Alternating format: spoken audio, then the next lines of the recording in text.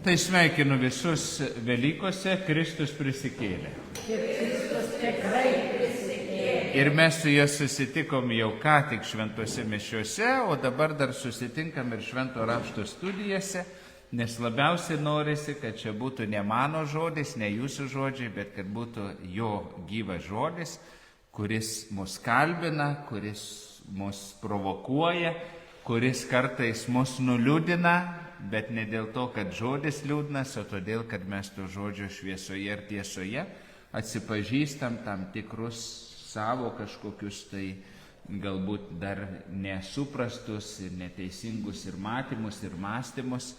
Ir mes žinome, kaip sunku yra keistis ir bet koks keitimasis, kuris pareikalauja iš mūsų tam tikrų pastangų, jis gali ne visada džiuginti, jis gali kartais ir liūdinti.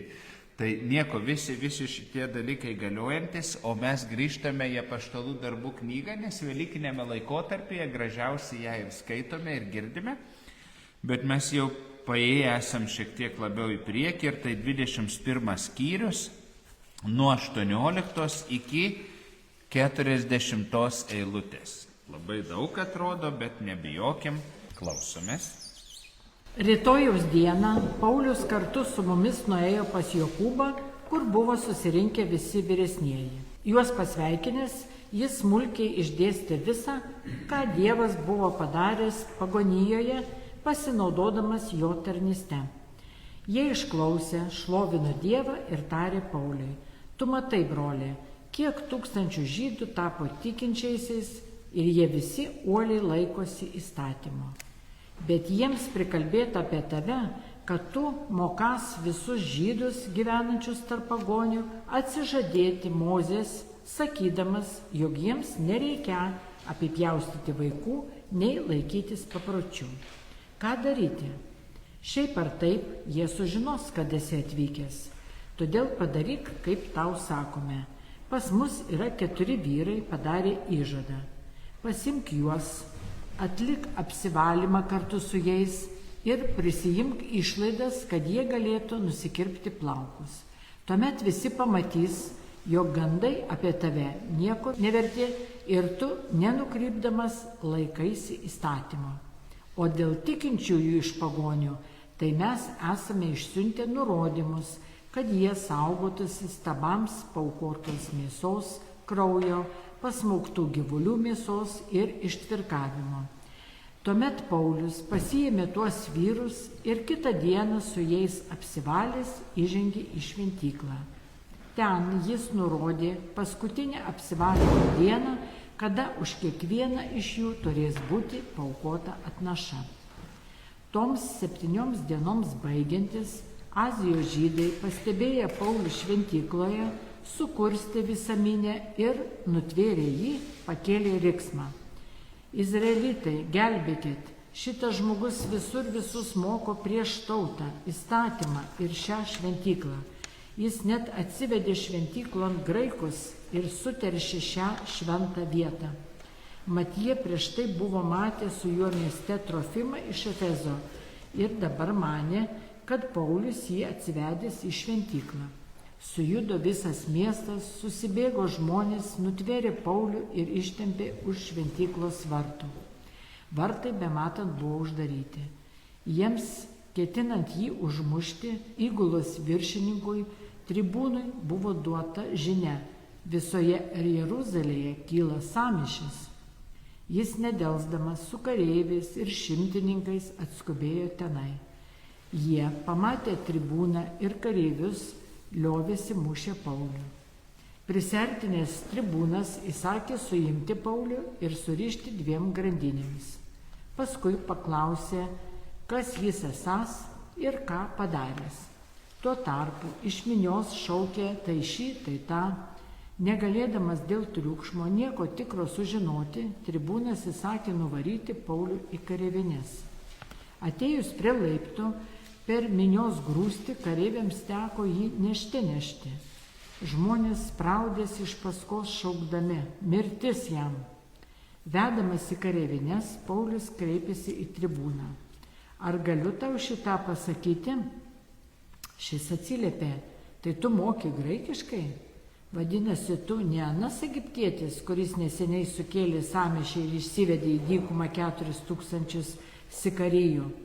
Paulius atsakė, aš esu žydas iš Kilikijos Tarso, taigi įžymaus miesto pilietis. Prašau tave, leisk man prabilti žmonėms. Tribūnas sutiko. Paulius atsistojo ant laiptų ir pamojo ranką miniai. Visiems nutilus jis prabilo hebrajų kalba.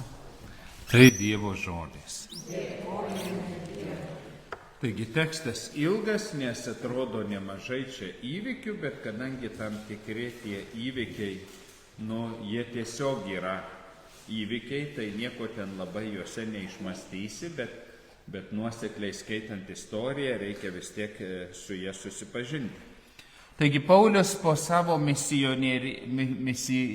kelionės galiausiai atvyksta į Jeruzalę ir mes matom, kad 17 eilutėje, kai atvykome į Jeruzalę, džiaugsmingai mūsų sutiko broliai. Tai broliai, graikų kalboje, ir broliai ir seserys. Reiškia, to paties tikėjimo bendratikėtojai ir jie Paulių kaip tą misionierių ir jį lydėjusią grupę pasitinka džiaugsmingai. O rytojaus dieną Paulius kartu su mumis nuėjo pas Jokūbą, kur buvo susirinkę visi vyresnieji, nes Jokūbas yra Jeruzalės bažnyčios pagrindinis vyskupas, apaštalas ir vyresnieji, presbiteroj, nes jis ne vienas yra, jis su vyresniaisiais. Ir Paulius atvyksta, Lukas rašo, Paulius kartu su mumis. Tai kasgi tie mes? Tai 7 delegatai iš Mažosios Azijos, kartu paskui dar pridedant ir Luką, kurie lydėjo Paulių į Jeruzalę, nes kodėl jie lydėjo, mes žinome, kad jie buvo tų bažnyčių atstovai paskirti atgabenti į Jeruzalę ką? Rinkliavą. Juk visos bažnyčios surinko rinkliavą, kurią atgabeno Jeruzalės bažnyčioj. Ir siuntė ne Paulių apkrovę, ne kokį asilą apkrovę, nes tai čia nebuvo plastikinė kortelė kreditinė arba ten čekis ar kažką. Tai buvo pinigai, tai reiškia, kad tai buvo metalas, ar tai buvo auksas, ar sidabras, ar bronza.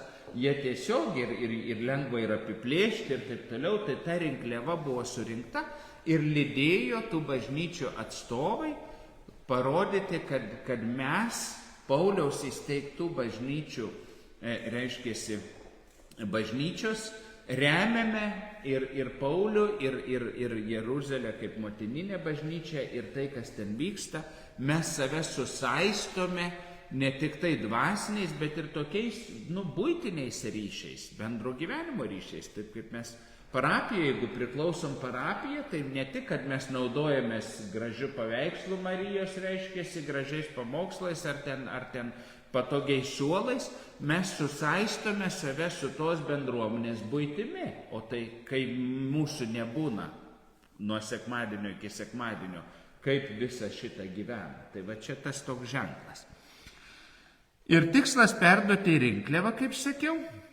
Ir Paulius nori kuo greičiau visą tą atlikti, nes jo tikslas yra dar suspėti nuvykti į Romą, kol dar yra plaukėjimo sezonas laivais, o Romoje irgi nepasilikti. Jo tikslas yra pasiekti Ispaniją ir Dievo žodį ir Kristaus prisikėlimą paskelbti ten. Ką daro Paulius? Jisai pasveikinęs smulkiai išdėstė visą, ką Dievas buvo padaręs pagonijoje, pasinaudodamas jo tarnystę. Jie išklausė, šlovino Dievą. Taigi Paulius supažindina, kur įkūrė bažnyčias, kas yra tų bažnyčių vyresnieji, kokį priešiškumą, iš ko susilaukė. Paulius šneka labai konkrečius dalykus, nes, kur tu nuvažiavai, tai kokiam mieste tie krikščionys, tai kas yra vardai tų vyresniųjų, kad mes žinotumėm, tą konkretybę. Bet žiūrėkite, nes jis atsiskaito tarsi už paskutinius 5 metus, nuo 52 iki 56 metų, kai jo veikimo centras buvo Efezas. Jis keliavo, bet Efesas buvo ten, kur jis daugiausiai laiko praleido, kur jis grįždavo. O dabar jis nori, planuoja, kad toks jo veikimo centras bus Romos bažnyčia, o paskui dar ir Ispanija. Romiečiams 15 skyrius 24-28 namuose paskaitysi. Bet žiūrėkit, kai Paulius viską pasakoja, jis nepasakoja, ką aš nuveikiau šitos kelionės metu. Ne. Jis sako, ką Dievas buvo padaręs pagonijoje, pasinaudodamas jo tarnystę. Ką Dievas per mane padarė. Kas Dievui pavyko padaryti. Tai čia vat labai svarbus santykis, ką Dievas šitame gyvenime galėjo nuveikti per manim pasinaudodamas ar nepasinaudodamas. Bet aš tiek turėjau reikalų, kad tu, Dieve, eik ir naudok visus kitus ir tu palik man spręsti savo reikalus, nes, vienu žodžiu, ką Dievas padarė per jo tarnystę. O jie girdėdami, ką Dievas padarė, šlovino Dievą už jo veikimą. Ne Paulius, oi, kaip tu gerai ten įkūrė, kaip tu ten praplėtei mūsų visą kitą, koks tu nuostabus, Pauliau, gal tau kokį ordiną reiktų, apdovanojimą kokį duoti, ar garbės raktą, ar padėkos kokį. Ne, jie šlovino Dievą už tai, kad jis veikė ne Paulių.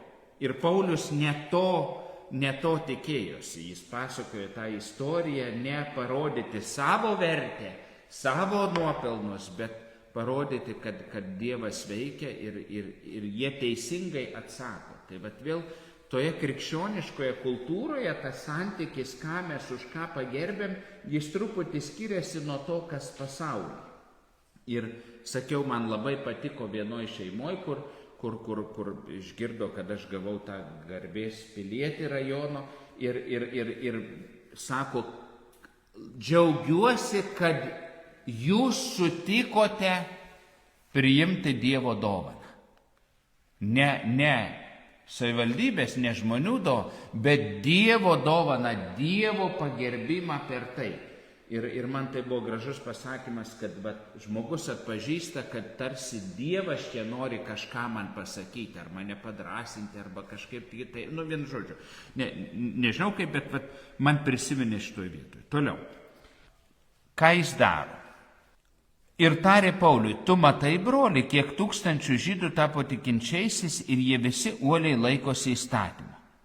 Bet jiems prikalbėta apie tave, kad tu mokas visus žydus gyvenančius tarp pagonių atsižadėti Mozės, sakydamas, jog jiems nereikia apipjaustyti vaikų, nei laikytis papročių. Ir štai jie girdi, kaip Dievas veikia per Paulių ir Pauliaus misijoje, ir jie šlovina Dievą, o dabar jie pasakoja, ką Dievas veikia čia Jeruzalėje, kai Paulius nebuvo. Ką veikia? Tu matai, broli, kiek tūkstančių žydų tapo tikinčiaisiais ir jie visi uoliai laikosi įstatymą.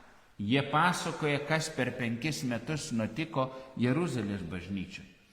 Kad Paulius pasakoja, kaip Dievas veikia dažniausiai pagoniškose kraštuose, bet kur Paulius ėjo pagoniškose kraštuose pirmiausia, kur ėjo? Į sinagogas, pas žydus gyvenančius išeivijoje. Ir tik tada, kada iš sinagogos būdavo išvarytas, tai jis daugiau kalbėdavo pagoniško aplinkoje. Bet pirmiausia, jis ėjo dėl žydų. O jie sako, o Jeruzalėje tai su pagonimis niekas nieko nedarė, tai nėra ką jam daryti. Ir šitoj vietoj prasideda intriga. Jie yra uolūs įstatymo, besilaikantis. Jie yra ir geri žydai, bet jie dabar yra ir krikščionys, jie yra ir Jėzaus mokiniai. O Paulius ir jo bendruomenės, tos, kurios buvo pristatytos Efezo, Mileto ir viso kito, jos yra mūsų bažnyčios nariai, bet ne tokie kaip mes. Ne tokie. Pagrindas reiškėsi tų pagoniškų tikinčiųjų, iš pagonių tapusių tikinčiųjų, nėra toks pat, kaip mūsų čia Jeruzalėje žydų tapusių krikščionimis. Ir dabar jiems prikalbėta, tiems naujiems nariams, tiems tūkstančiams prikalbėta apie tave gandai, kad tu ragini atmesti Mozės įstatymą. Bet žiūrėkite, yra skirtumas tarp atmesti ir yra skirtumas neprivalu laikytis. Juk niekur Paulius sinagogose išeivijos nesakė, kad jie dabar turi atmesti įstatymą arba nebūti apipjaustyti ir taip toliau. Bet kai jis patekdavo jau nebe į žydų, o į grinai pagonių aplinką, tai jis jiems sakydavo, jum neprivalu tapti žydais pirmiau, kad taptumėte krikščionimis. Sinagogose iš tiesų tas gandas, tas buvo toks savotiškas, kad tu sinagogose mokai to paties, ką aikštėse. Ar tikrai? Mes žinome, kad ne. Sinagogose jis kalba žydams ir Dievo baimingiems, o ne sinagogose jis jau kalba nebe žydams, jis kalba pagonims ir jiems aiškina, kad ir jiems yra skirta šitoji žinia. Taigi, kokie kaltinimai tuose ganduose, juk Jeruzalė, kur suplaukė žydai, kurie tapo krikščionimis, ir suplaukė visi žydai, kurie liko žydais, tie patys, kurie Paulių iš sinagogų metė ir visa kita, atvykę į Jeruzalę į metinę šventę ir jie apie Paulių atsiliepė tarp likusių žydų ir krikščionių ir nekrikščionių, kad jis prašau, ką daro.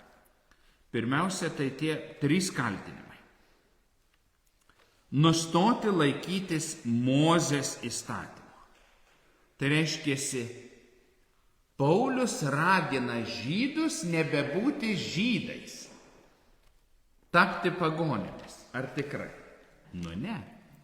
Antra, jis panaikino apipjaustymą, jis sakė, nereikia apipjaustimo, o juk apipjaustymas yra išorinis regimas ženklas, kurio laikėsi net prasti žydai. Jeigu tu nori būti žydas, tavo tapatybės dalis, kaip tu ten tiki ir pasitiki Dievu ir jo įstatymo laikais yra viena, bet bent jau išoriškai, jeigu tu esi vyras žydas, tai tu turi ženklą, kad tu priklausai šitai tautai. Ir kaip jūs manote, kas yra lengviau, būti apipjaustytam ar laikytis įstatymo? Yra lengviau būti pakrikštytam ar būti krikščioniu? Nu tai būtent. Bet čia ir prasideda tie skirtumai. Ir trečia, kad ragini nesilaikyti papročių. Tam tikros mūsų tautoje nusistovėjusios elgsenos, tam tikros kultūros. Ji nieko bendro neturi su įstatymu, bet mes taip radom, taip paliksim, čia taip turi būti ir visa kita. O kodėl čia taip turi būti? O kaip čia ryšasi su Dievu ir dar kažkuo? Juk mūsų šeimos paprotys yra, kad mes Velyknaktį niekada neiname į bažnyčią, mūsų seneliai neėjo, mūsų tėvai neėjo ir mes neinam. Mums Velykos yra nueiti ryte, jeigu telpi bažnyčioje, bet geriau, kad netilptum, pagriuvinėti šventoriją, reiškiasi, pasižiūrėti į žmonės, nufotografuoti ir įdėti į Facebooką, Instagramą procesiją, kaip ten kiti griuvinėja, ir parėjus namo švęsti Velykas. Kas jau bebuvę tos Velykos. Čia yra mūsų šeimos velykiniai papročiai. Ir jų gink Dieve keisti. Tai čia tėvai grabė apsiverstų sužinoję, kad mes nebe ryte einam, o Velyknaktį einam. Tai kur matėt, kur jūs girdėjote šitokį pakeitimą mūsų giminės papročių? Bet ar girdite? Nu tai čia kokį paprotį mes saugom? Apie ką tas paprotys yra? Jis ačiū Dievui, kad jis keičiasi. Ačiū Dievui, kad kiti dalykai, tam tikri papročiai, tam tikros tradicijos keičiasi, nes tai mes čia kiekvieno mėnesio pirmą sekmadienį turi vykti eucharistinė procesija, persirengia moteris tautiniais drabužiais, vyrai paima vėliavas ir mes po 12 valandos mišių 1 valandą griuvinėjame aplinkui baziliką, reiškiasi, kiekvieno mėnesio pirmą sekmadienį, nes taip pagerbėme švenčiausią sakramentą. Tokia yra tradicija, toks yra paprotys. A norite taip? O apie ką tai yra? Tai kad žiūriu netgi katedrai surinkti 12 valandą 1 mėnesio sekmadienį, kai anksčiau buvo kitokia visuomenė, kai visos mišios užpildytos, o suma ypatinga ir visa kita, tai kad prie sumos dar pridėsi kokį papildomą pamaldumą, tai jau žmogus vidudienį įsiruošęs į bažnyčią, tai jis pavakarę gali ir grįžti. Nu jau ką darysi, nes tie, kurie nori kažką dar sekmadienį nuveikti, jie į ankstyvasis mišias ateina ir tada jau ten jų jokioj vidudienį, jokioj sumo, jokioj procesijoje, ar jis pirmą sekmadienį ar ne pirmą, nepamatys. Keičiasi tam tikros formos, keičiasi ir reikia klausti, o kodėl mes tai darome, o ką tai reiškia, o ką šiandien tai liudija. Nu, jeigu norime parodyti, kaip buvo, karts nuo karto gal visai neblogai parodyti, kaip buvo. Bet jeigu norime išsiaiškinti, kaip yra, tai šiandien taip, kaip buvo, nėra. Ir nereikia to bijoti. Toliau. Neteisingi kaltinimai, nes mes sakėme, dėl apipjaustimo tik pagonims sakė, kad nereikia.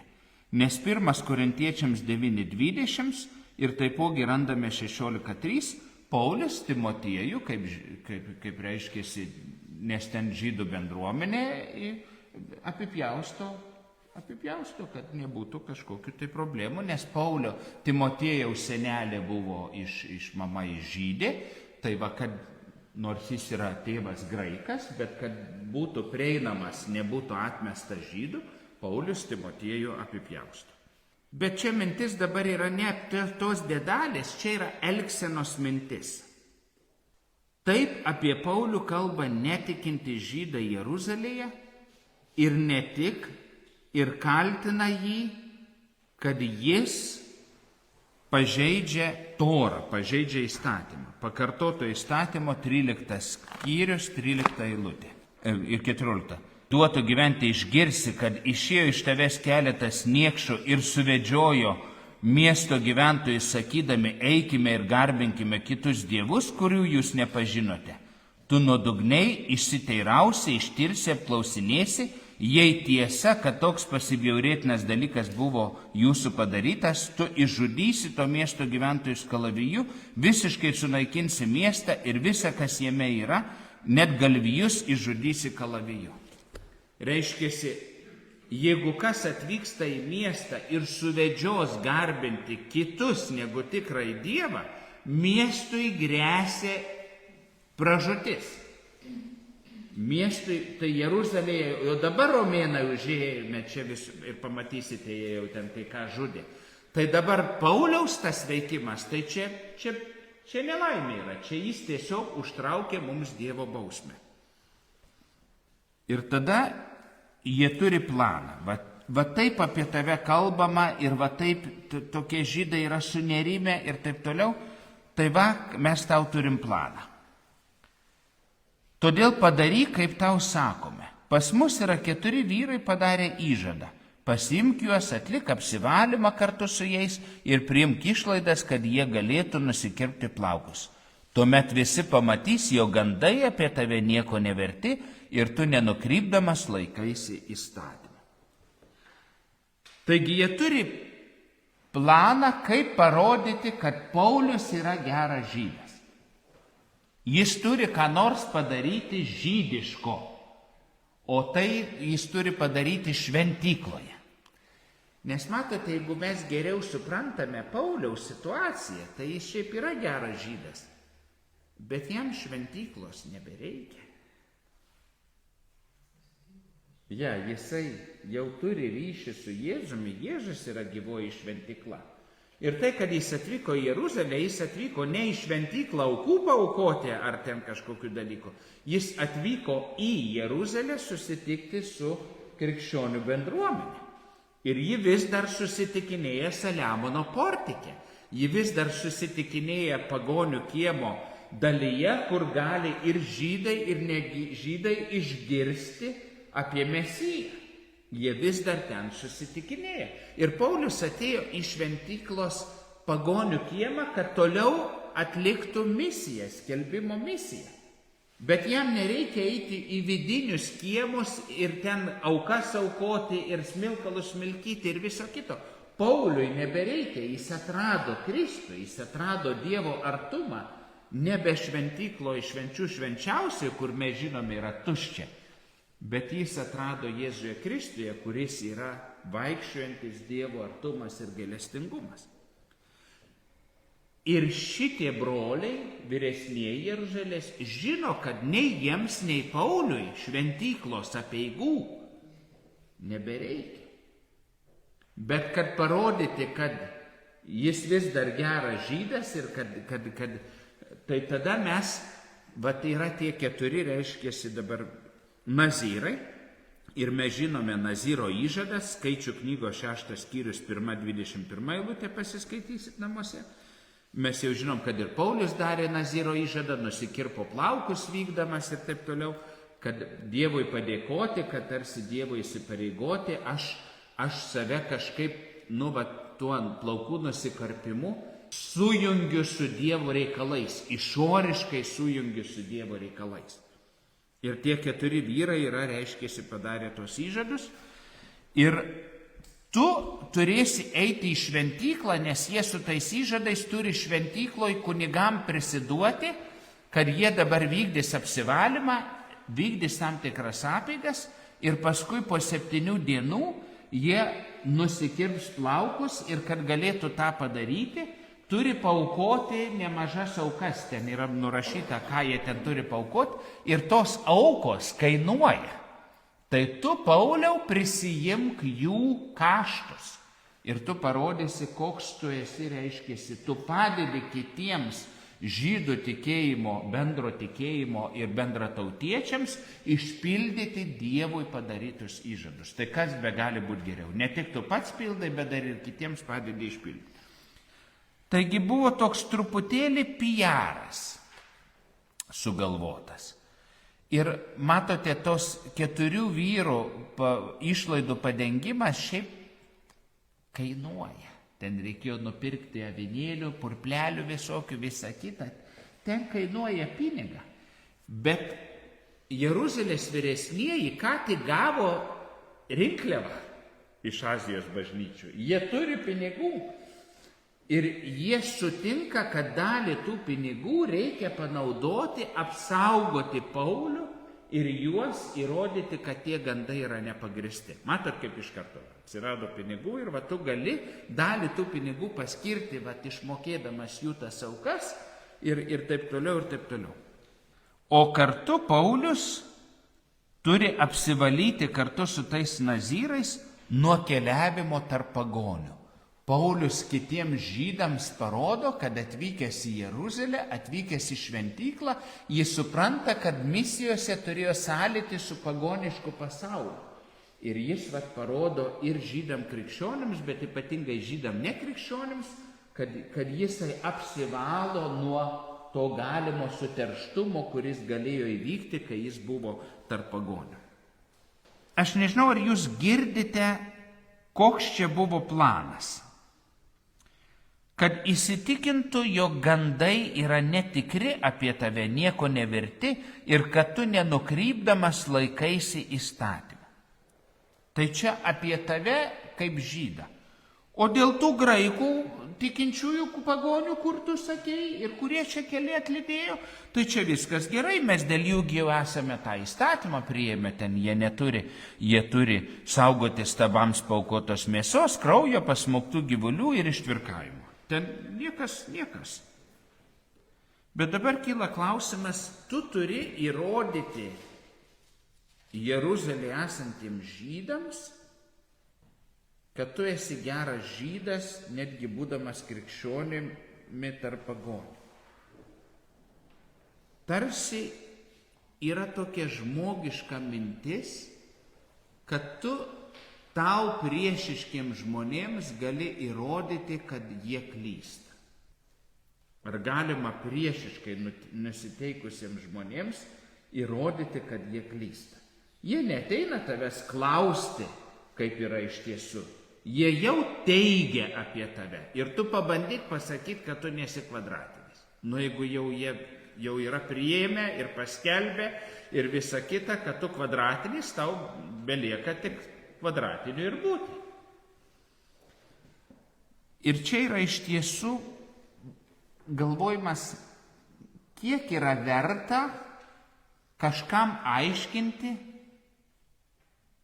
arba kiek yra verta šmeižtą bandyti, kažkaip tai, tai aš parodysiu, kad šmeižtas čia neteisingas. Ir ką tu įrodysi? Šmeižto intencija nėra sužinoti tiesą. Šmeižto intencija yra kaip tik paskleisti melą ir kaip toliau. 25. 26. Tuomet Paulius pasiėmė tos vyrus ir kitą dieną su jais apsivalęs įžengė į šventyklą. Ten jis nurodė paskutinę apsivalymo dieną, kada už kiekvieną iš jų turės būti paaukota atnaša. Taigi Paulius įsipareigojo eiti tą savaitės apsivalymo ritualą ir jo pabaigoje jie nuėjo į šventyklą, yra ten toks ofisas, ten ilgai neaiškinsiu, bet reiškia, kur tu prisiduodavai kunigams ir kunigai priimdavo ir skaičiuodavo, ten visokia matematika. Bet kas čia yra labai svarbu?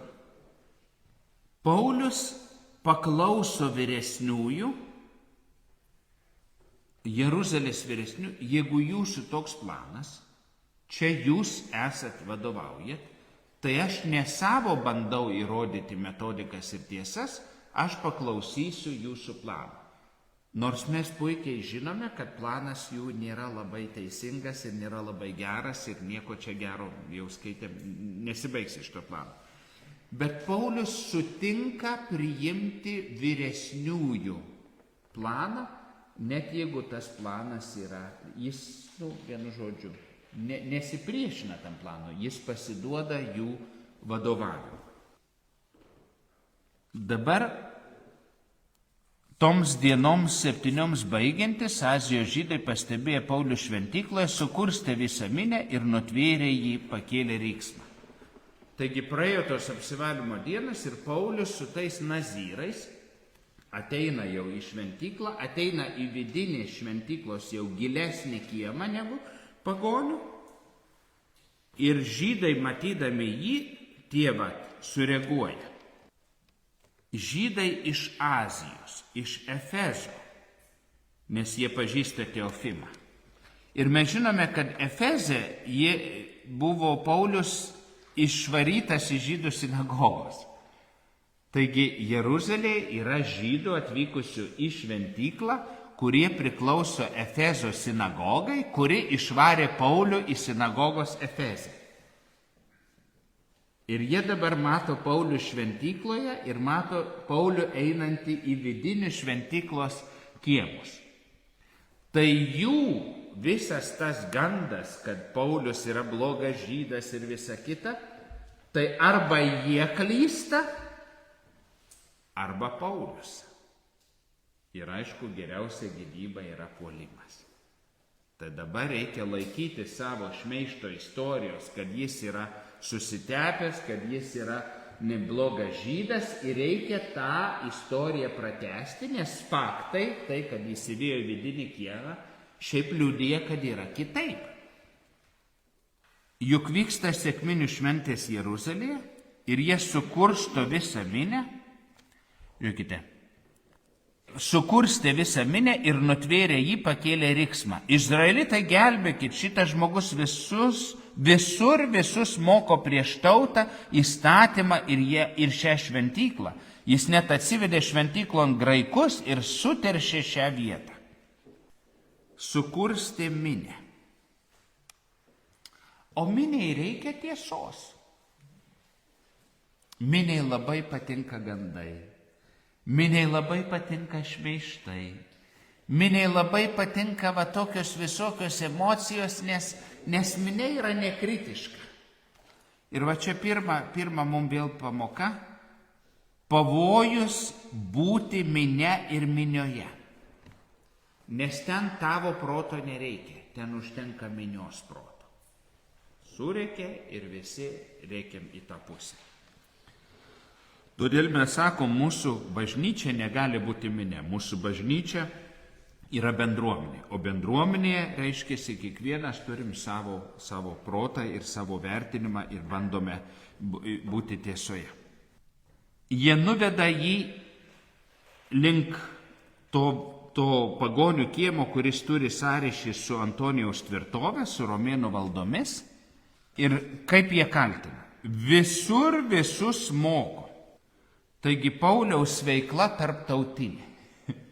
Jis visur visus moko. Jie jau žino, kad jisai moko. Ir 5 kaltinimai. Prieš tautą, ganduose buvo 3, o dabar yra paskelbti 5. Prieš tautą. Šitas žmogus visur visus moko prieš tautą. O jis sako, kad žydai yra nusidėjėliai, kaip ir visi kiti, ir kad jiems reikia Dievo atleidimo, tai viena. O kita Paulius moko, kad Mesijas yra Jėzus ir atėjo jų gelbėti ir pagonių, bet pirmiausia žydų, ir jie jo nepriima. Taigi iš tiesų Paulius moko, kad tauta atmeta savo gelbėtoją, tauta atmeta savo Mesiją. Bet vietoj to, kad tauta sakytų, tai palauk, ar mes čia tikrai tai padarėme ir reikia persvarti, ne, tu mokai prieš mus, tu griauni mūsų reputaciją, tu sakai, kad mes esam bloga tauta, nes neatpažinom savo gelbėtoją ir Mesiją. Antras kaltinimas. Prieš įstatymą. Visur moko prieš tautą, prieš įstatymą. Griauna tautos tapatybės garantą, nes jie girdėjo, kad jis sako, kad nereikia apipjaustimo, bet jie neskiria, kad nereikia apipjaustimo graikams arba pagonims. Jie sako, Paulius moko, kad nereikia apipjaustimo ir žydams. Taigi jie griauna ne tik tautą, jie griauna ir tapatybės tą ženklą, kur mes nustatėm yra lengviausia ženklas. Kaip kunige jūs nekrikštijate vaikų tėvų, kurie negyvena krikščioniško gyvenimo? Jūs griaunate bažnyčią, jūs griaunate statistiką, jūs tuštinate mūsų knygas. Aš suprantu. Jūs, reiškiasi, reikalaujate praktikos? Jūs norite, kad atnešę ar atvedę vaiką pakrikštinti tėvai būtų krikščionys? Tai čiagi perteklinis reikalavimas čia. Čia jūs norite, kad krikšto tėvai būtų priėmę sakramentus ir jie praktikuotų tos sakramentus. Nes jie įsipareigoja palydėti tą mažą vaiką ir padėti tėvams jį užauginti geru krikščionimi, patys nepraktikuodami savo krikščioniško tikėjimo, kaip jie tą padarys, kaip jums atrodo. Ir jeigu taip sąžiningai, mes jau mišiose girdėjom, jeigu taip sąžiningai paklausus, tai palaukite, kas dabar iš jūsų čia žada būti krikščioniško gyvenimo pavyzdys tam vaikui? Jūs tėvai ar jūs krikštatėviai? Kas? Kada buvot paskutinį kartą mišiose? Per Velykas ryte stovėjome ten viską procesiją ir taip toliau, o paskui bernelių mišiose buvom per Kalėdas, labai gražu, ten viską, ten blizgėjo daugiau. Per žolinę anksčiau eidom, bet dabar nebeinam. Didys savaitgalis, labai gerai sugalvojom, dabar turim paprotį mūsų šeimos giminės važiuoti prie ežerų per žolinę savaitgalį. Toliau.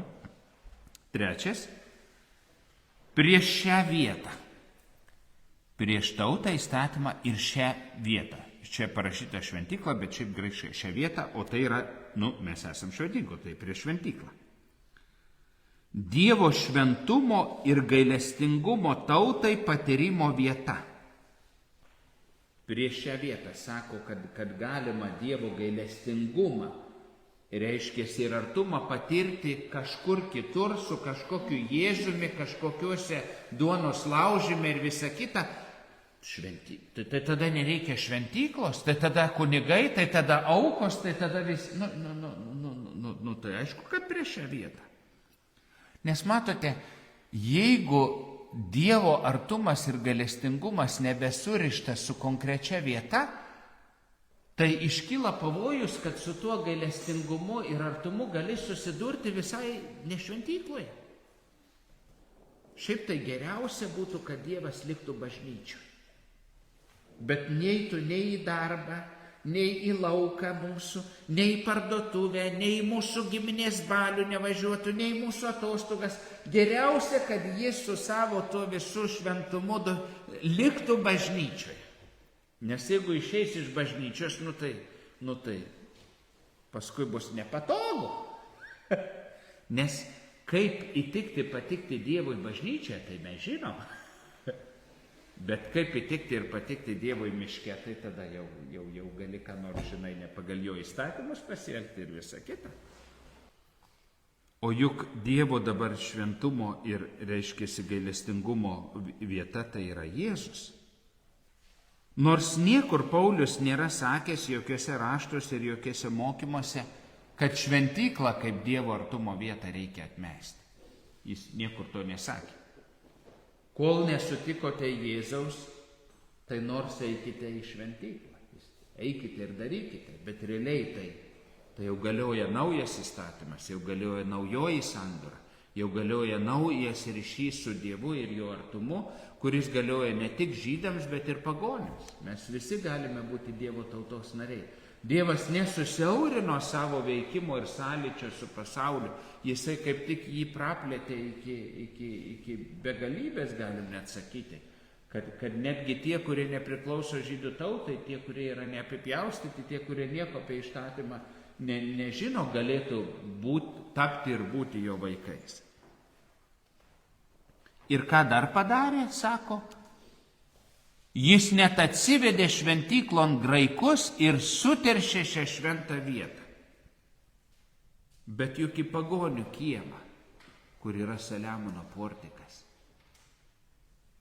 tai visi gali ateiti. Tai Paulius ir buvo ten visada. Ten gali ateiti ir žydai, ir graikai. Bet žiūrėkite, žydai tą pagonių kiemą buvo padarę turgumi, kur gali pirkti, parduoti, reiškiasi, mainyti ir visokius kitokius dalykus daryti. Ir jie patys buvo susiaurinę pagonių kiemo ribas. Ar pagal Dievo mintį gali į pagonių kiemą ateiti, ne žydas gali.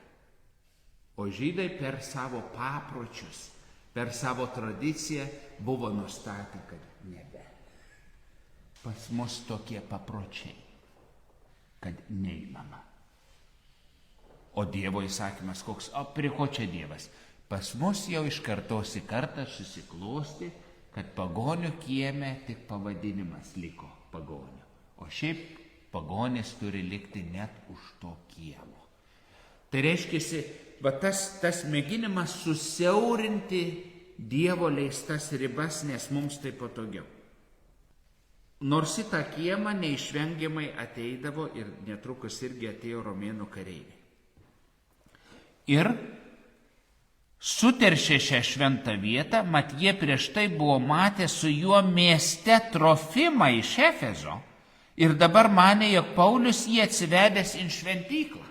Jie matė graiką krikščionį su Pauliu vaikščiojantį mieste, o dabar manė, kad jis yra su Pauliumi šventyklos vidinėme kieme. Jie nematė, jie nesutiko Trofimo. Jie manė, kad kur yra Paulius mieste, ten yra Trofimas, ir kur yra Paulius šventykloje, ten yra Trofimas. Bet Trofimo su Pauliumi nėra. Bet matote, ar kam rūpi tiesa? Mes manėme, mes matėme, mes girdėjome ir vienu žodžiu, šitaip tas sugedęs telefonas ir veikia. Suteršė šią vietą. Paulius, paragintas Jeruzalės vyresniųjų patartas, ateina su nazyrais apsivalyti, nors jam nereikia apsivalyti, o jie šaukia, kad jis atėjo suteršti šventyklos. Ir tu įrodyk, kad tu ne kvadratas. Tu su viena intencija, o jie, kad ir ką bedarytum, jau yra tave uždėję ant kitų bėgių ir kitaip mato ir kitaip interpretuoja. Ir tu dabar pasakyk, kad taip nėra. Kai jau yra išankstinė nuostata, kai yra pasiduota minios kažkokiem motyvams, labai sunku yra įrodinėti savo tiesą, savo teisumą ir taip toliau. Atėjo Jėzus gelbėti, o jie šaukia ant kryžiaus jį, nes jis atėjo mūsų tautos pražudyti prieš romėnus ir taip toliau. Pasikartoja ta pati istorija.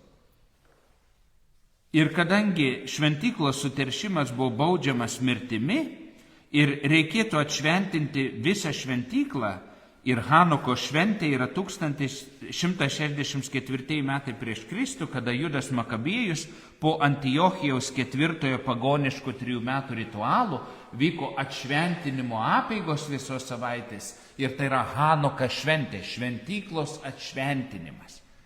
Tai dabar jie šaukia, kad suteršė šventyklą ir jeigu tai būtų tiesa, tai visiems labai brangiai kainuotų. Tai nebūtų šventė, tai vėl reikėtų jaučių, vėl reikėtų pasnikų, vėl reikėtų apeigų ir taip toliau ir taip toliau. Matote, kaip galima minę motyvuoti, jums tai labai kainuos. 29. Mat jie prieš tai buvo. Sujudo visas miestas, susibėgo žmonės, nutvėrė Paulių ir ištempė už šventyklos vartų. Vartai bematant buvo uždaryti. Jiems ketinant jį užmušti, įgulos viršininkui tribūnui buvo duota žinia. Visoje Jeruzalėje kyla sąmyšis. Dabar mums paaiškėja šitų gandų, šito šmeižto tikroji priežastis. Jį tiesiog norima eliminuoti. Nes jisai griauna žydų tautą, kadangi jisai yra sėkmingas skelbėjas, sėkmingas apaštalas ir tarp žydų, ir tarp graikų. Ir nužudykime jį ir viskas pasibaigs. Bet nėra taip lengva žmogų nužudyti, reikia kažkaip tai, sumotyvuoti, dėl ko reikia žudyti. Taip, sumotyvuokim minę. Matė Trofimą mieste, mano, kad šventykloje, jie mano, o ne kaip yra iš tiesų. Iš tiesų, manimas prievartauja tikrovę man paklusti. Kai aš manau, aš noriu, kad būtų taip, kaip aš manau. Aš neklausiu, kaip yra, aš noriu, kad viskas atitiktų mano manimą ir galvojimą. Ką nori, tą matai. Ir todėl labai parašiau, reikia sekti ir derinti savo norus su tiesa, su Dievu. Nes jeigu tu neužsiemi savirefleksiją, jeigu tu netyrinėji savo motyvų, tai tie motyvai gali būti labai toli nuo tiesos ir nuo Dievo. Štai kodėl mes turime atlikti savo sąžinę, štai kodėl mes turime klausti, o šitas pyktis, o šitas noras, o šitas troškimas, o šitas vertinimas, iš ko jis kyla? Kad aš nepradėčiau prievartauti tikrovės, patvirtinti man mano tiesą. Už vartų, kad galėtų užmėtyti akmenimis, visas miestas pilnas piligrimų sujudo, sureagavo ir už vartų, nes šventykloje pralieti kraujo negali, tai tada tikrai suterši šventyklą. Tai už šventyklos, o ten jau, kaip sakant, šiaip tai apgauti žmogaus, meluoti, arba kažkaip piktai galvoti, arba pavydėti bažnyčioje nepadoru. Bet už bažnyčios ir už šventoriaus viskas gali. Mišiose, kai būni sekmadienį tą valandą, kažkaip tai blogai apie ką nors galvoti arba linkėti, labai netinka. Dievas mato. Bet po mišių ir ne bažnyčioj, Dievo nebemato ir jau kaip išeina, taip išeina. Nes išsinešti, kad Dievas yra visur ir visame kame, tai šventykloje užmušti negalime, nes Dievas mato, bet už šventyklos vartų galim daryti, ką norim, nes jau ten kiti įstatymai. Ir tada tribūnas Klaudijus Lysijas, mes sužinosim jo vardą, su šimtininkais, o šimtininkai po 100 kareivių, palaikyti tvarką, nes mes žinome, kad Jeruzalėje, kai atvyksta piligrimai, Roma visada pergyvendavo, kad gali kilti koks maištas.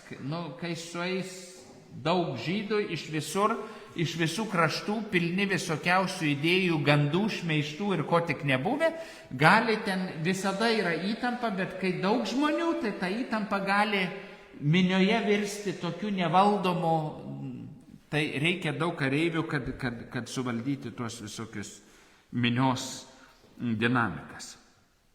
Ir atvyksta, nedelsdamas su kareiviais atskubėjo tenai, pamatė tribūną ir kareivius, žydai liovėsi mušę Paulių, prisertinės tribūnas įsakė suimti Paulių ir surišti 2 grandinėm. Paskui paklausė, kas jis esąs ir ką padaręs.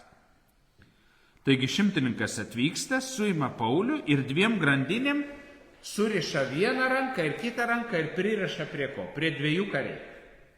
Tai todėl ir yra 2 grandinės, kad Paulius dabar yra tarp 2 romėnų kareivių, prie kurių pririštas iš tiesų tampa apsaugotas nuo žydų, kurie jį bando užmušti akmenimis. Tie 2 romėnų kareiviai tampa jo apsauga. Mums atrodo, kad laisvės suvaržymas, o iš tiesų, kartais, jeigu nori įsigelbėti, reikia, kad pasodintų į kalėjimą, nes jeigu liksi laisvai, pražūsi. Ir tada klausė tribūnas, kas esąs ir ką padaręs. Ir aišku, girdi aišku atsakymą. Tuo tarpu iš minios šaukė tai šį, tai tą. Negalėdamas dėl triukšmo nieko tikro sužinoti, tribūnas įsakė nuvaryti Paulių į kareivinės. Atėjus prie laiptų per minios grūstį, kareiviams teko jį nešte nešti. Žmonės spraudėsi iš paskos šaukdami mirtis jam. Taigi, kai minios paklausė, kas čia yra jis ir ką jis padarė, minia nesutarė, ką atsakyti. Nes minia nesutarė, kas iš tiesų Paulius yra ir kuo jis nusikalto. Nes miniai nesvarbu, nei kas jis, nei kuo jis nusikalto. Miniai nereikia atsakymų, jai reikia linčo, jai reikia kraujo, jai reikia kažkur išlieti savo agresiją. Ir žmonės prisijungia prie minios dažniausiai spręsti ne minios problemų, o savo. Aš vienas negaliu kažkam pasakyti ne. Aš vienas negaliu parodyti savo nepasitenkinimo, ar viršininkui, ar kažkam kitam, bet su minia aš taip išdrąsėju, kad, nesvarbu, kad ne viršininko kraujas, bet koks kraujas, kuriam laikui mane nuramins. Čia miniažmogio minios psichologija. Va kodėl tie visi maršai už prieš reikia labai atsargiai, nes ten nebežinai, kas dėl kokių motyvų, dėl kokios priežasties iš tiesų eina ir daro, ir reikia labai tokio didelio susiklausimo, nes juodosios technologijos moka aptikę, kad tai nėra laisvų susitarusių žmonių bendruomenė suėjusi, visada gali panaudoti juos kaip minę. Ir minę gali panaudoti bet kokiam dalykui. Tai vat reikia saugotis, nepatekti į minę, netapti minios dalimi. Čia parašiau, kad reikia kraujo, reikia agresijos patenkinimo. Taip dažnai būna ir santykiuose. Pavargę pykstame ant artimųjų, ypač silpnesnių, arba ant pavaldinių. Mes iš tiesų mes negalime kažkur kažkam pasakyti, kad kažkur, tai tada grįžtame į namus ir atsigaunam, reiškiasi, ant vaikų, jūs netaip darote, jūs netaip sakote, ant vyro ar ant žmonos, ar dar ko nors, ar ko nors kito, bet tai ta agresija nėra ne tie žmonės yra to mano pykčio ir nepasitenkimo, mano kažkur tai, patirtas bejėgiškumas, atsitrenta į kažkokią tai neteisybės sieną. Ir kadangi aš ten nieko negaliu, tai aš, jeigu ant kažko galiu, tai atsigaunu. Ir va čia turime labai sekti, kad savo darbinių kažkokių kitokių emocijų neperneštume ir neužkrautumėm saviems, kurie, ką darysi, tai ant mūsų atsigauna. Ant vaikų rėkti mokykloje negali, o ant mūsų gali rėkti grįžę ir taip toliau. Matot, kaip yra. Lygiai taip aš su savo tėvais amžinatilsį. Ašgi visus parapiečius gerbiu ir myliu ir nesvarbu, kaip kvailai jūs ar ką pasakytumėte ar pasielgtumėte, aš sutramdau, reiškiasi, gink Dieve jau čia, kad jau, bet jau ant savų, tai tada jau žinai, jūs durnė, jūs neišmanot, tai kodėl jūs nesielgia taip, kaip reikia? Kad tie nesielgia, tai čia jau, ką darysi? Bet tai jūs, tai jūs, nors jūs darykit gerai. Mama su tetė nesuprasdavo, ko aš ant jų pratrūk. Sako, kaip tu gali būti kunigas, taip pyksti ant žmonių. Pasirodo, ir jie žmonės buvo. Aš maniau, kad jie į tą kategoriją. Bet atsipažįstam iš tiesų, kodėl reikia tos refleksijos, tos maldos laiko, to laiko su savimi, su Dievo žodžiu, su tiesa, kad nepasiduotum kažkokiem tai dalykam, kurie paskui lieka tokie, taip išėjo. Tai palauk, tai kam tau protas, kam tau valia, kam tau visi kiti dalykai. Dėl triukšmo į kareivines Antonijaus tvirtovę mes žinome ir laiptais. Pakilo laiptais. Atėjus prie laiptų per minios grūstį kareiviams teko įnešti, taigi laiptais. O jeigu mes atsimenam, kaip atrodė šventykla, prie šventyklos reiškėsi šoninio kiemo sienos, buvo pristatyta Antonijaus tvirtovė, kuri buvo aukščiau už šventyklos kiemą ir iš tos tvirtovės buvo galima matyti. Romėnai negalėjo įeiti į kiemą, šventyklos kiemus, bet galėjo matyti, kas kieme vyksta. Ir tai labai erzino žydus, kad juos visada gali stebėti, reiškėsi ta pagoniška romėniška okupanto akis. Jie buvo virš šventyklos, erzino. Ir jie šaukė mirtis jam, kaip ir Jėzui. 37-38. Vedamas į kareivines, Paulius kreipėsi į tribūną. Ar galiu tau šitą pasakyti? Šis atsiliepė, tai tu moki graikiškai, vadinasi, tu nesi anas egiptietis, kuris neseniai sukėlė sąmyšį ir įsivedė į dykumą 4000 sikarijų. Ar sikarijų, nežinau kaip tarti. Tribūna nustebina, kad kalinys, kuris dabar va čia vedamas, kreipėsi į jį graikiškai. Tai tu ne egiptietis? Nes kai tribūnas suėmė Paulių, tai ne tik tai, kad žydai, kurie norėjo užmušti Paulių, manė kai ką apie Paulių, bet ir tribūnas jau savo ruožtu irgi manė kai ką apie Paulių. Čia visi mano ne kaip yra, bet kaip jie mano.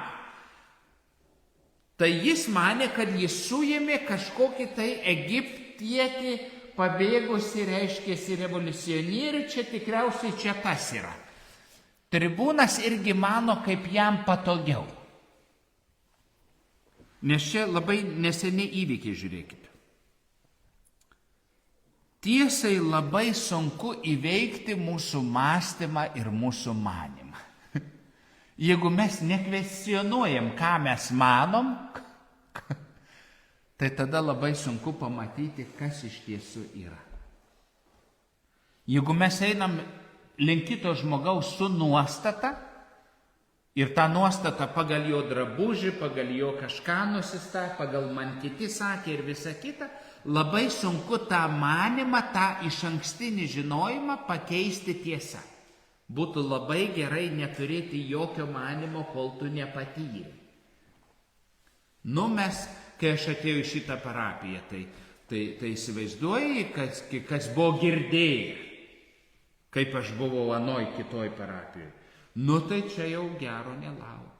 Jau jie ten vargo ir visai.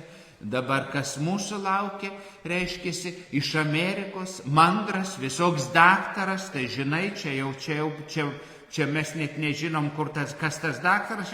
Tai yra ir dalis ir šiandien žmonių po 13 metų, kurie vis dar mano, kad klebonas tai ne jų lygio, čia kažkoks kosmosas atvyko, reiškiasi, ir visa kita. Kol laidotuvėse ar kažkur kitur prie kapo duobės ale sako, viską supratom, ką sakė. Myslėm, kad kalbės angliškai, žinai, ir apie dangiškus migdolus, viską supratom. Ir dar būtume geriau nesupratę, ką mes supratom, nes nieko gero iš to, ką mes čia supratom. Čia ne mūsų naudą išneka. Tai va tą manimą, ta reiškiasi reputacija eina tarsi anksčiau, bet ar jį teisinga? Kas yra sikarijai? Sikarijai buvo smurtininkai. Tai yra parašyta, kad tas sika yra durklas. Reiškiasi, jie tokie kaip samdomi žudikai. Ir netaip seniai buvo atsiradęs iš Egipto per dykumą atėjęs toks pranašas žydas, bet iš Egipto reiškiasi, kuris sukurstė 30 000 žydų, atvedė juos per Alyvų kalną į Jeruzalę, per Alyvų kalną. Per kur ateis Mesijas? Per kur atėjo Jėzus? Pro Alyvų kalną Dovydas grįžta, nuversti romėnus, išvalyti visą kitą ir taip toliau. Tai buvo ne per daug seni įvykiai ir nieko jam nepavyko. Romėnai 200 suėmė, 400 žmonių nužudė, o vadas pabėgo. Apie šitą sikarijų, reiškiasi, maištą aprašo Juozapas Flavijus. Tai kadangi nužudė, o nužudė ne pirmą pasitaikiusi, nužudė jau tokius prakutusius žydus, tai žyduose buvo šito nepavykusio maišto, tos nepavykusios pranašystės nuoskauda. Buvo nuoskauda. Ir tai, kad tas, kuris tą visą sugalvojo, jo tai nenužudė, jis tai pabėgo. Tribūnas manė, kad sugavo va šitą veikėją. Tribūnas manė, kad sugavo gerą grobį, kuris jam reiškia paaukštinimą, karjerą. Matote, tribūnas, pamatęs, kad kilo kažkoks sąmyšis, didžiulis sąmyšis ir kad visas miestas subėgo, manė, kad dabar jam pagaliau pavyko, egiptietis grįžo ir dabar jisai pagrebė tą egiptietį, kuris tada įsprūdo ir dabar jau kągi ir teisingumas bus. Jis irgi manė, kad jam dabar pasisekė. O čia Paulius prašneko graikų kalba ir labai greit paaiškėjo, kad čia joks egiptietis, čia tiesiog žydas ir dar pasakė iš Tarso. Ir žiūrėkit, ką Paulius sakė. Aš esu žydas iš Kilikijos Tarso, kas bendro su Egiptu. Taigi įžymaus miesto pilietis, dar net pilietis. Jis nepasakė, kad yra Romos pilietis, bet jau užteko, kad yra Tarso pilietis. Ir tas miestas buvo tikrai apdovanotas romėnų pilietybės teisėmis, nes jis buvo nusipelnęs imperatoriui ir imperijai. Tai jeigu tu tame mieste esi pilietis, tai reiškia, kad tu esi įsipareigojęs miestietis, kuris vykdo savo prievolės. Ten pilietybė nedalinama tiesiog, kad tu gimei tarsi. Tu turėjai būti pilietiškas pilietis. Išsilavinęs, reiškėsi, mokantis mokesčius, dalyvaujantis miesto valdyme. Tu arba tavo tėvai, arba kažkas, tu esi, Bet šitoje vietoje parašiau, Tarso pilietis, miestietis vykdantis prievolės. Paulius neslėpė savo Tarso miesto pilietybės ir tapatybės. O dabar yra kitas klausimas. Kai mes sakome, aš esu Gediminas Jankūnas, aš esu krikščionis katalikas. Ką aš pasakau? Kad aš savo tapatybėje esu įsipareigojęs. Dažniausiai mes ką sako žmonės, kurie nepraktikuoja tikėjimo? Aš esu krikštytas. Bet jie nesako, aš esu krikščionis. Nesako, aš esu tikintysis. Nesako, aš esu bendruomenės narys. Ne, nesako. Aš esu krikštytas, aš esu apipjaustytas. Čia suprask, viskas su manim gerai. Nes jeigu tu pasakysi, aš esu krikščionis, aš esu katalikas, aš esu tikintysis, tai tu pasakai, kad tu esi, kai įsipareigojęs, tavo kažkaip gyvenime turi tai matytis. Kuo skiria, dabar, reiškia, įsivaizduokit, sėdi prieš mane šeštadienį masė žmonių ir net nebejoju, kad 99,9 iš jų ten yra pakrikštyti. Bet aš nejaučiu ir suprantu, kad aš jiem nieko negaliu šnekėti apie Jėzų, jie nesupranta apie ką aš, Įsivaizduoju, pakrikštyti žmonės, bet aš skirtas ganyti pakrikštytus, tikinčiuosius, būti jų ganytas, negaliu su jais kalbėtis apie Jėzų. Prašau. Tai ar vykdau prievolės? Todėl parašiau, todėl ir nesakom, kad esam krikščionys. Aš esu tikintysis, tai tada jeigu paklausau, o kaip tu tiki? Tai sekmadienį einu į bažnyčią, aš einu sakramentų, aš lankau švento rašto studijas, aš savanoriauju karite, aš priklausau gyvajam rožiniui. Ai, tai tu ne krikščionis, tu davat ką? Normalus krikščionis tai aš, kuris eina į Velykų ryto šventorių, į bernelių mišias pasistumda, reiškiasi, ir paskui eina į kitų pakrikštytų laidotuvės. Arba metinės. Tarsas. Nesvarbus miestas. Prašau tave, leisk man prabilti žmonėms. Tribūnas sutiko. Paulius atsistojo ant laiptų ir pamojo ranką miniai. Visiems nutilus jis prabilo hebrajų kalba. Taigi Paulius nori pasinaudoti situacija, šita situacija, kurioje jis dabar yra, saugiai tarp romėnų, ant Antonijaus šventyklos laiptų, žiūrintis į kiemą, vartai yra uždaryti, bet tie, kurie kieme, tai jį mato ant tų laiptų, tai jis gali kalbėti ir tiems, kurie yra už, ir tiems, kurie yra šventyklos kieme. Jis dabar saugiai gali paskelbti tai, ko kitaip nebūtų galėjęs padaryti, nes jiems nieks neleido. Paulius viską panaudoja misijai. Ir čia parašiau amžinatilsį Nijolė Sandudaitė sesuo, kai jas suėmė, ten visą kitą nuteisė, jįgi pagal TSR konstituciją žinojo, kad ji turi teisę į ginamąją kalbą. Ir ginamoji kalba gali trukti tiek, kiek nori ginamasis. Tai jinai pylė ten 2 valandų, reiškėsi, ir kokia ten, kad raitėsi visi, į viską turėjo užrašinėti sekretoriai. Ir ji grįžusi į kamerą, išgalvojo būdą, Ji žinojo, kad jos ginamoji kalba, kuri užrašyta byloj, į visuomenę neišeis. Jinai atkūrė savo ginamąją kalbą ir išsiuntė per tokią čigonę į Lietuvą ir atvyksta po kurio laiko, reiškiasi, iš Lietuvos tie visi KGBistai. Jie sako, kaip jūs saugot ją šitam kalėjime, jeigu jos ginamoji kalba yra atspausdinta Lietuvių bažnyčios kronikoje ir išversta į kelias kalbas ir yra pasklidusi visame pasaulyje. Jos ginamoji kalba.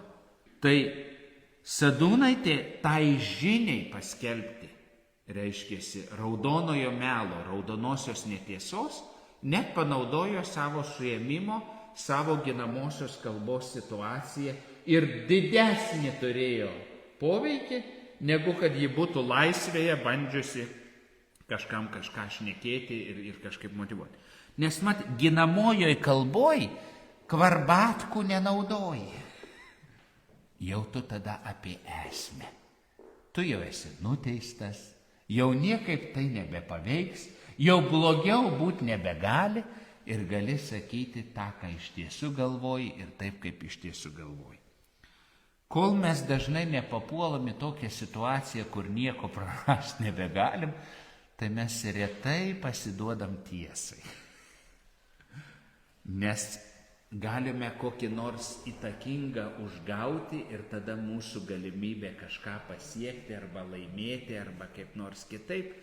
Ir važiūriu, kai nekurie irgi žmonės su amžiumi darosi tokie tiesesni, drąsesni, jeigu iki tol jie taip vis bandydavo kažkaip tai tikti, patikti, tai kai drebia, tai maža nepasirodo. Aišku, vėl sakom, tiesa turi būti pasakyta su išmintim ir meilė, negali kaip kirviu pradėti kapoti visų ir kraują nuleidinėti, bet atsiranda tam tikra drąsa, kada tu ir tada, jeigu žmogus bijo tiesos, tai reiškia, jis dėl tos tiesos turi ką prarasti. Pas ką? Pas Dievą? Tai reiškia, ne pas Dievą yra pasidėjęs savo lobį. Nes pas Dievą dėl tiesos nieko negalim prarasti. Bet ne pas Dievą, jeigu tu esi padėjęs savo tam tikrą vertę, tam tikras, reiškia, apsaugas, tam tikrą saugumą, tai tada taip. Paulius atsistoja, reiškia, išsitiesė. Tada pamojo ranka, čia reiškia kalbėtojo ženklas nutilti. Bet neužmirškim, kad ant jo rankos kaba grandinės sužvangėjo. Bet Pauliui tai netrukdo. Da geriau, dar žinai, efektyviau viskas atrodo. Ir prabilo hebrajiškai. Prabilo žydams, reiškia, žydų kalba. Net ne liaudies kalba, bet įstatymo kalba. Ta kalba, kuria užrašyta yra Tora. Tai jau čia nieko žydiškiau negali būti. Kai Paulius žino, kokia yra jo gyvenimo misija. Jo gyvenimo misija yra, kad Dievas darytų savosius darbus. Kad Dievas skelbtų savo žinią. Tai Pauliui nelabai svarbu niekur, nei kokiom aplinkybėm, nei kokia kaina. Jisai leidžiasi būti tuo įrankiu, per kurį Dievas veikia. Ir tada vyresniųjų Jeruzalės manimas, kad visa šita širazas dėl Pauliaus, kad tu nueisi ten visą kitą ir čia visiems bus geriau, kaip matome, tas planas nepavyko. Dievas turėjo kitų planų. Ir mes kitą kartą irgi nežinome, ko mes turime vengti ir nuo ko saugotis. Aš manau, kad labiausiai mes turime maldoj prašyti, Dieve, saugok mus nuo abuojumo, saugok mus nuo neteisingo įsipatoginimo, saugok mus nuo manimo, reiškia, ir nuo neteisingų intencijų, nes kartais mes net tas kovas kovojame ir ne dėl tų priežasčių nemiegame. Ir labai sunku paguosti žmogų, kuris pergyvena dėl klaidingų dalykų. Labai sunku padėti žmogui, kuris pergyvena dėl klaidingų dalykų. Nes jis arba ji nekvestionuoja, ar jis dėl teisingų priežasčių, dėl teisingų intencijų. Tai vėl kodėl reikia to vidinio maldos gyvenimo, tos refleksijos ir to sąlyčio su Dievo žodžiu, nes jisai tą mūsų manymą greuna ir stato ant kitokios tiesos, ant Dievo tiesos pamatų. Tai kitam trečiadieniu 22 skyrius, 21 eilutė. Išgirsime, kągi Paulius hebrajiškai pasakė. 22 skyrius, 1-21 eilutė. Sakau sudie ir aleliuja.